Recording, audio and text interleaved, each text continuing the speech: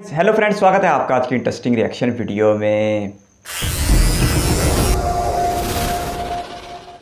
हाँ भाई, क्या है भैया, ये बात है दो मुल्कों की जो एक साथ मार्स से वजूद में आए और एक ही साथ आजाद हुए। लेकिन उन दोनों मुल्कों के प्राइम मिनिस्टर्स ने कल अपने अपने फेसबुक पे क्या शेयर किया। एक तरफ नरेंद्र मोदी ने शेयर किया, ISRO को कंग्रेचुलेट किया कि वो कमर्शियल 36 सैटेलाइट्स लेके स्पेस में गए। दूसरी तरफ मियां शहबाज शरीफ के फेसबुक पे क्या था, आटे की लाइन का जायजा ले रहे हैं कि आटा सही रेट पे मिल रहा है कि नहीं। और वो भी जो आटा है उसकी रिपोर्ट आई है वो जानवरों को खिलाने वाला होता है जो यहाँ पे इंसान खा रहे हैं। अब ये रातों रात नहीं हुआ है, इसके लिए आपको 40-50 साल पीछे जाना पड़ेगा। मुल्कों ने अपनी अपनी तरजीहात सेट की होती हैं। शायद एक पॉइंट होगा कि इंडिया और पाकिस्तान एक ही पेज पे थे या एक ही दिशा में जा रहे थे, लेकिन वो फास्ट एंड द फ्यूरियस के सीन की तरह गाड़ियां अलग हो गई और हमने डिसाइड किया कि पूरी दुनिया की लड़ाइयां हम अकेले लड़ेंगे और पूरी दुनिया पे हम कब्जा करेंगे। दुनिया कमर्शलाइजेशन की तरफ जा रही है, इंडस्ट्रियलाइजेशन की तरफ जा रही थी। हम जो है फैक्ट्रियां बंद करके जो है बस एक ही फैक्ट्री चलाने की कोशिश कर रहे थे। जिन दो भाइयों की, मुसलमान भाइयों की लड़ाइयां भी हमने जिम्मे ले ली कि हम लड़ लेते हैं, उनकी भी दोस्ती किसी और ने आके करा दी, खल्ली वल्ली, वो भी हमारा नलका बंद हो गया। तो भाई तरजीहात होती हैं तभी मुल्क आगे जाता है। 80s में इंडिया ने समझ लिया था, या उससे पहले से ही मिडिल क्लास पेरेंट्स को उन्होंने एम्पावर किया और मिडिल क्लास ने अपने बच्चे पढ़ाए, पेट काट काट के IIT भेजा। उसका शाखसाना आज आप देखते हैं माइक्रोसॉफ्ट, गूगल, एडोबी, हर जगह इंडियंस जो है अपनी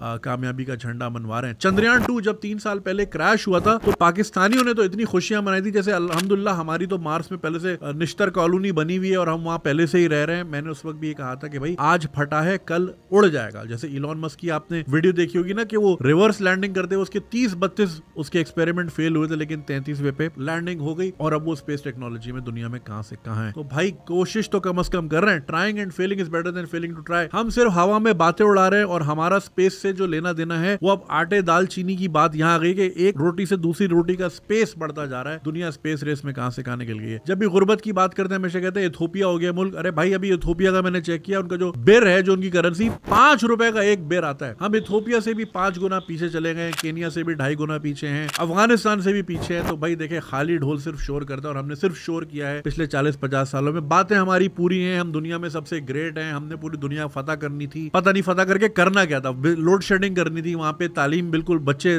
2 करोड़ बच्चे स्कूल से बाहर करने थे दुनिया फतह करके। करना क्या था ये गेम प्लान कभी आज तक समझाया नहीं हमें। खैर खाली ढोल ज्यादा शोर करता और हमने हमेशा शोर किया। पिछले 50 साल से अगर आप खबरें उठा लें, अखबार उठा लें, आपको वही चीजें मिलेंगी। ये 1973 का डॉन है जिसमें लिखा है कराची में डकैती और मगिंग बढ़ गई और आज भी हम वहीं के वहीं खड़े हैं। टैक्स एमनेस्टी के भी सुना कि आप कितनी कटिंग्स देखते हैं, वहीं के वहीं खड़े हैं। सियासी अदम इस्तेहकाम है, उस वक्त भी हुकूमतें गिर रही थी, आज भी हुकूमतें गिरी हुई हैं, नजरों से भी गिरी हुई हैं, काम में भी गिरी हुई हैं, परफॉर्मेंस में भी। कोई एक इंडिकेटर ऐसा नहीं है होप का। पहले कम से कम होप वाले गाने तराने बन जाते थे तो उम्मीद रहती थी, अब वो भी नहीं आते। ठीक है ना। फिर लोग मुझे एयरपोर्ट पे पकड़ कहते हैं यार आप मायूसी फैलाते हैं, बच्चों को कहते हैं पाकिस्तान से बाहर चले जाए। अरे पाकिस्तान में रहने का कोई वजह तो बताएं, कोई एक इंडिकेटर दे दे कि भाई ये एजुकेशन की पॉलिसी है। मैं मानता हूं इसको 30 से 40 साल लगेंगे, अगर आज हमने डायरेक्शन सही की 40 साल बाद रिजल्ट आएगा। मगर मुझे वो आज तो दिखाओ कि भाई हमने ये यूनिफाइड पॉलिसी बना ली, इसको कोई नहीं छेड़ेगा। जो हुकूमत आएगी इसको नहीं छेड़ सकती। या इंडस्ट्रियल पॉलिसी ये है, या एनवायरमेंट पॉलिसी ये है, या पॉपुलेशन मैनेजमेंट, कोई तो चीज बता। कोई टीवी चैनल खोल ले, हर जगह एक ही चीज चल रही है। जमान पार्क पहुंचो, इस्लामाबाद निकलो, यही चल रहा है। तीसरी कोई बात ही नहीं है। आम आदमी की जिंदगी बेहतर लाने के लिए कोई बात नहीं हो रही और 1 बिलियन को हम तरस रहे हैं, जबकि हमारे पड़ोसी में ट्रिलियंस की इकोनॉमी है। यानी अगर आपके मोहल्ले में 2 अरबपति लोग रहते हैं और आप रोडपति हैं तो, और आप फिर चौड़े भी पूरे हैं, धमकियां भी आप पूरी लगाते हैं, तो भाई बेहतर ये है कि डंडा साइड में करके बंदा थोड़ा बात कर ले कि थोड़ा यार हमें भी सिखा दें। जिंदा रहेंगे तो मुल्क होगा भाई, इंसान होंगे तो मुल्क होगा भाई। तो इंसानों को रखने के लिए थोड़ा एहतमाम करने की जरूरत है कि हम जरा बात करें, सीखे कैसे कर रहे हैं, हम भी 2-4 पैसे कमा ले, हमारी आवाम भी थोड़ी सी इज्जत की जिंदगी गुजारने लग जाए। लेकिन शायद वही वाली बात है, प्रायोरिटीज हमें ना पहले समझ आई थी ना शायद अब समझ आ रही है। कंग्रेचुलेशंस टू इंडिया भाई, उनका आज स्पेस में 36 ले गया, कल को 350 ले जाएगा। क्या ही करेंगे भाई, ठीक है। जन्नत तक तो नहीं जाएगा ना, जन्नत तक तो हम जाएंगे भाई। यही कमेंट आ रहे होंगे नीचे खल्ली वल्ली। तो अफसोस होता है यार, सैड। दूसरी बात ये कि देखिए हमने इस तरह के कभी कोई ड्रामे भी नहीं बनाए ना जो इंस्पायर करे बच्चों को। आप मुझे बताएं 70 चैनलों में कोई एक साइंस का प्रोग्राम आता है इस मुल्क में? इस मुल्क का साइंस से कोई लेना देना ही नहीं है। कोई बच्चों का प्रोग्राम आता है, कोई क्विज कंपटीशन आता है, कुछ भी ना। ले देखे एक ही आता है, वो भी रात 11 बजे आपका भाई शुरू कर रहा है, उसी में कोई 4 सवाल होते हैं, वरना उसके अलावा कुछ भी नहीं आता। ठीक है, मैं वो देख रहा था, TVF वालों ने पिक्चर्स 2013-14 में बनाया था। वो स्टार्टअप की दुनिया, स्टार्टअप का कल्चर, पिच कैसे होती है, ये कैसे होती है, वो 8-9 साल पहले वो चीज बना चुके। हमने आज तक ये बनाई नहीं क्योंकि हमारे यहाँ कल्चर नहीं। हमारे यहाँ वही ससुर का बहू से चक्कर है, बहू देवर को देख रही है, देवर उसको देख रहा है, बस यही चीजें चल रही है हमारे यहाँ। डायनामिक्स इसी तरह की है, काम की कोई बात नहीं, ना कोई अच्छा शो आता, ना कोई अच्छी इंस्पायरिंग स्टोरी आती है, बस यही मंकी तमाशा लगा हुआ है। और उसी का शाखसाना है कि आज हम लाइनों में खड़े हुए हैं और कल लाइनों में लेटे हुए होंगे भाई, पर यही फ्यूचर है हमारा। खैर अल्लाह हामी और नासिर, लेकिन वही ना, सब चीजें अल्लाह पे भी तो नहीं छोड़नी ना। अल्लाह ने भी बोला है भाई ऊंट तुमने खुद बांधना है, हिफाजत मैं करूंगा, तो हम बांध नहीं रहे, देख रहे मौजूदा हो जाए। पिछले दिनों दोस्त का इत्तेफाक हुआ करीबी मस्जिद में, तो इमाम साहब ने कहा या अल्लाह कोई मौजूदा हो जाए पाकिस्तान में। हम मौजूदों पे बैठे हैं, मौजूदों का वेट कर रहे हैं, मौजूदों से काम नहीं चलता भाई। मौजूदा आप खुद एक मौजूदा है भाई, अल्लाह ताला ने आपको जिस्म दिया, जान दी, अकल दी, ये किसी मौजूदे से कम है क्या? इसको इस्तेमाल करके चलाना है, उससे पैसा कमाना है, ये मौजूदा है। ऊपर से मन्नो सलवा नहीं आएगा भाई अभी, मगर ये अभी तक हमारा एक बहुत बड़ा तबका मन्नो सलवा का वेट कर रहा है। तो करते रहिए भाई, फिर कमेंट कर लिए, गालियां दे दे मोदी को, क्या मोदी का क्या उखड़ जाएगा? उसके तो पहुंच गई सैटेलाइट, 150 और 200 मिलियन डॉलर कमा लिया उसके मुल्क में, वल्ली वल्ली। हम 1 बिलियन को 24 करोड़ इधर उधर मारे फिर रहे हैं। और सबका इकोनॉमिक प्लान यही है कि ओवरसीज कुछ भेजेगा, यानी पहले हमने यहाँ पे कोई अपॉर्चुनिटी नहीं देनी, यहाँ से बंदे भगाने, और जब मैं बोलता हूँ जाओ तो मुझे गाली देते हैं। भाई प्लान ही यही है मुल्क का कि बंदे बाहर भेजो, डॉलर भेजे वहां से, तो निकालो मजदूरों को, जाओ सऊदी से दरम भेजो, रियाल भेजो, उधर से दिनार भेजो, उधर से पाउंड यूएस डॉलर भेजो। तो प्लान ही यही है मुल्क का भाई कि बंदों को इतना तंग करो ये बाहर भागे, और फिर रेमिटेंस पे चल रहा है मुल्क भाई। रेमिटेंस से मुल्क नहीं चलता, रेमिटेंस साइड की इनकम होती है छोटी मोटी, हाँ चलो ये भी आ रहा है, हम तो बेस ही रेमिटेंस पे कर रहे हैं। 200 अरब डॉलर आएगा बाहर से, वल्ली वल्ली आ गया बाहर से भाई। चलें खुदा हाफिज़। इस वीडियो को देख के तो ऐसा लग रहा था जैसे पाकिस्तान में कुछ भी ठीक नहीं है और 24-25 करोड़ इंसान बिल्कुल ही एक नकारा ज़िंदगी जी रहे हैं। ऐसी कोई बात नहीं है। वीडियो की ज़्यादातर बातें ज़रूर हकीकत पर मबनी थी, लेकिन ये 100% वो मवाद नहीं था जो होना चाहिए था। 1977 तक, यानी तकरीबन आज़ादी के पहले 30 साल तक पाकिस्तान भारत से माशी एतबार से बहुत ज़्यादा बेहतर था। और ये मैं नहीं कह रहा, ये गुज़रे हुए वक्त के अदाद शुमार बताते हैं। 1960 की दहाई एक ऐसा वक्त था जब पाकिस्तान के पास दुनिया की बेस्ट एडमिनिस्ट्रेशन थी, यानी ब्यूरोक्रेसी थी।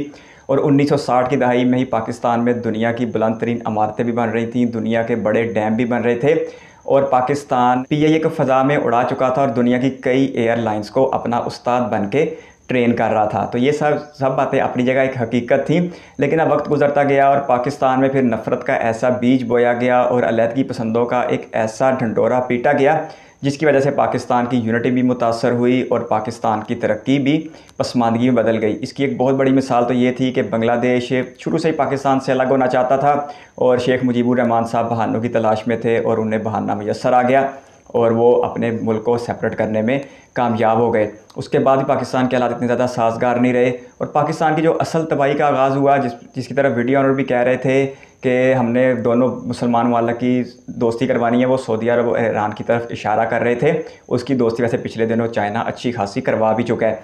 पाकिस्तान में ये काम क्यों किया गया? क्योंकि पाकिस्तान में जो मज़हब की सियासत करने वाले अनासर हैं, उन्होंने दोनों तरफ से माल खाया है। एक तरफ से उन्होंने ईरान से माल खाया है, दूसरी तरफ उन्होंने सऊदी अरब से माल खा के इस मुल्क को फ़िरका वारियत की आग में धकेल दिया था, जिसकी वजह से पाकिस्तान की अंदरूनी सालमियत को बहुत बड़ा धचका भी पहुंचा था। और उसके बाद वीडियो ऑनर कह रहे थे कि पूरी दुनिया की लड़ाइयाँ हमने लड़नी है। अगर यही बात आज से 50-60 साल पहले की जाती, जब USSR यानी मौजूदा रूस, जो उस वक़्त बहुत बड़ा इलाका होता था और दुनिया की सुपर पावर होता था, वो पाकिस्तान के गर्म पानियों के समुंदर तक रसाई हासिल करना चाहता था। इसमें कोई दूसरी राय नहीं है और ना ही ये कोई मन घड़त तारीख है, ये बिल्कुल हकीकत है। और उस वक्त पाकिस्तान की मजबूरी थी अफ़गानिस्तान को ढाल बना के अपना दिफा करना, और पाकिस्तान ने ऐसा किया भी।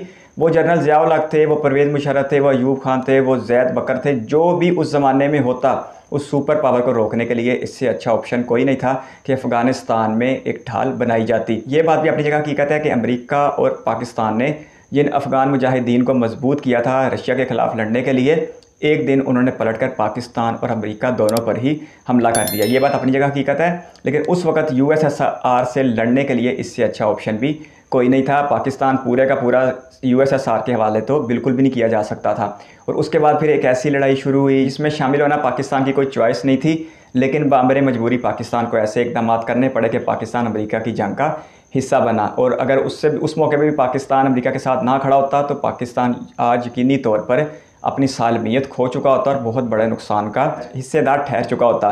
तो पाकिस्तान की जियो लोकेशन ऐसी है कि पाकिस्तान किसी भी सुपर पावर के ना तो ख़िलाफ़ जा सकता है और ना ही उसके इतना ज़्यादा करीब जा सकता है कि अपनी बका को ही ख़तरे में डाल दे। तो इसलिए पाकिस्तान ने आज तक जो किया, खुसूसन पाकिस्तान की फ़ौजी इस्टेब्लिशमेंट ने अपने दिफा के लिए, यानी पाकिस्तान के लिए दिफा के लिए जो किया वो इतना गलत नहीं था, उसके ज़्यादातर फ़ायदे ही हुए हैं नुकसान की निस्बत। अब अगर मौजूदा हालात की बात की जाए तो पाकिस्तान की तबाही के आधे से ज़्यादा ज़िम्मेदार पाकिस्तान के सियासतदान हैं, और ये पाकिस्तान के वही सियासतदान हैं जब इन्हें फ़ौजी इस्टेब्लिशमेंट इनकी मदद करती है इक़्तिदार में आने के लिए, तो ये फ़ौजी इनकी आंख का तारा बन जाते हैं और इनके लिए ये दिलो जान कुर्बान करते हैं। लेकिन यही फ़ौजी इस्टेब्लिशमेंट जब रियासत पाकिस्तान की बका के लिए और उसकी हिफाजत के लिए इनको निकाल बाहर करती है तो फिर ये सबसे ज़्यादा बुरे लगना शुरू हो जाते हैं। अब नरेंद्र मोदी ने इसरो की तस्वीर सेंड की, जो 36 सैटेलाइट लेके जा रही है, बड़ी अच्छी बात है। लेकिन दूसरी तरफ वज़ीर आज़म पाकिस्तान शहबाज शरीफ साहब ने ऐसे लोगों की तस्वीर सेंड की जो मुफ्त आटा लेने के लिए लाइन में लगे हुए हैं। ये बड़े ही तकलीफ़ दे मनाजर हैं। सच की सबसे बड़ी खूबसूरती है कि वो हमेशा सच रहता है, चाहे उसे बोलने वाला जितना भी मर्जी झूठा क्यों ना हो। लेकिन वीडियो में कह रहे थे कि हालात इतने ज़्यादा ख़राब हो चुके हैं कि बन के बिस्तर बोरिया असी तो चले को रिया कि अपना बस्ता अपने बिस्तर उठाएं और बाहर के मुल्क चले जाएं। ये भी कोई तरीका नहीं है। बुरे वक्त में अपने घर को छोड़ देना कहाँ की बहादुरी होती है। इससे ज़्यादा मुश्किल वक्त में पाकिस्तान पहले गुजर चुका है, बहुत ही ज़्यादा कामयाबी से उस वक्त को पाकिस्तान की आवाम ने गुजारा भी है।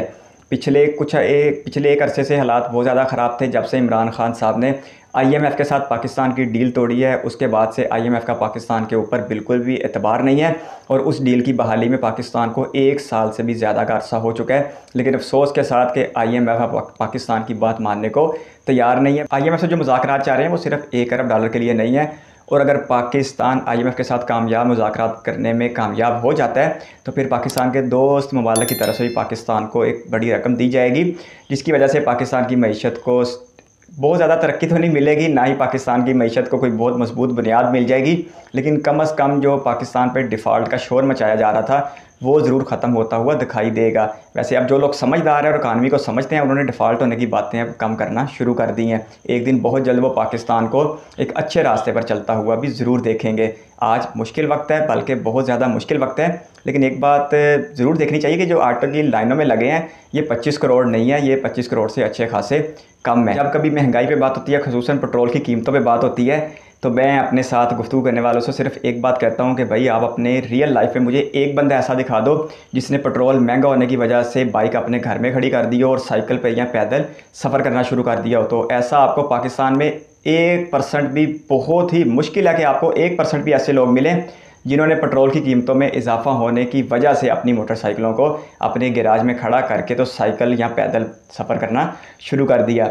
पाकिस्तानी को एक मुश्किल वक्त से गुजर रही है, लेकिन ये कह देना कि पूरे 25 के 25 करोड़ पाकिस्तानी गरीब हैं, ऐसी बिल्कुल भी बात नहीं है।